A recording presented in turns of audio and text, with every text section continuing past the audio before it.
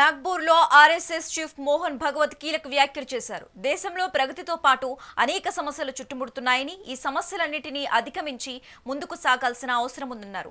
దేశ ప్రగతి కోసం ఆర్ఎస్ఎస్ కృషి చేయటం కొత్తేమీ కాదని, మారుతున్న కాలానికి అనుగుణంగా ఆర్ఎస్ఎస్ ముందుకు సాగుతుందని స్పష్టం చేశారు. ఎన్నో విపత్కర పరిస్థితులను ఎదుర్కొని ఆర్ఎస్ఎస్ ఈ స్థాయికి చేరుకుందని తెలిపారు. దేశ ప్రగతిపై ఆర్ఎస్ఎస్ చీఫ్ మోహన్ భగవత్ కీలక వ్యాఖ్యలు చేశారు.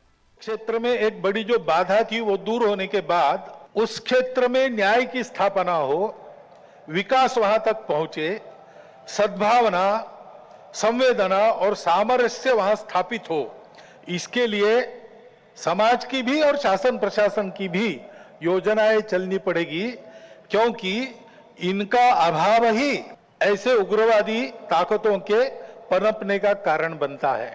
इससे त्रस्त मनुष्य दूसरा कुछ उपाय दिखता नहीं, इसलिए निराश होकर उनको प्रश्रय देता है।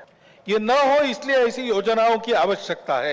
आर्थिक क्षेत्र में भी हम आगे बढ़ रहे हैं। ऐसा जो प्रचलित परिमाण है दुनिया के, उसके आधार पर कहा जा सकता है हमारा देश आर्थिक क्षेत्र में आगे बढ़े, इसलिए आर्थिक जगत के हमारे उद्योगी बंधु, विशेषकर तरुण उद्योजक, इनमें एक मादा भी दिखता है, उत्साह भी दिखता है, इच्छा आकांक्षा भी दिखती है।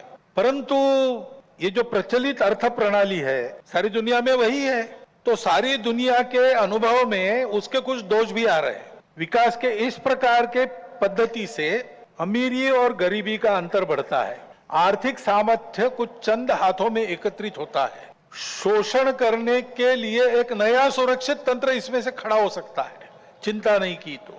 पर्यावरण के हानि की समस्या खड़ी हो जाती और मनुष्यों के आपसी व्यवहार में कई प्रकार की व्यापारिक दृष्टि और अमानवीयता की बातें प्रवेश कर जाती है। इन दोषों की बाधा हमें नहीं होनी चाहिए, इसलिए भी कि अभी हाल में अमेरिका ने जो नई टैरिफ नीति अपनाई, उनके अपने हित के लिए अपनाई होगी, लेकिन उसकी मार तो सभी पर पड़ रही है।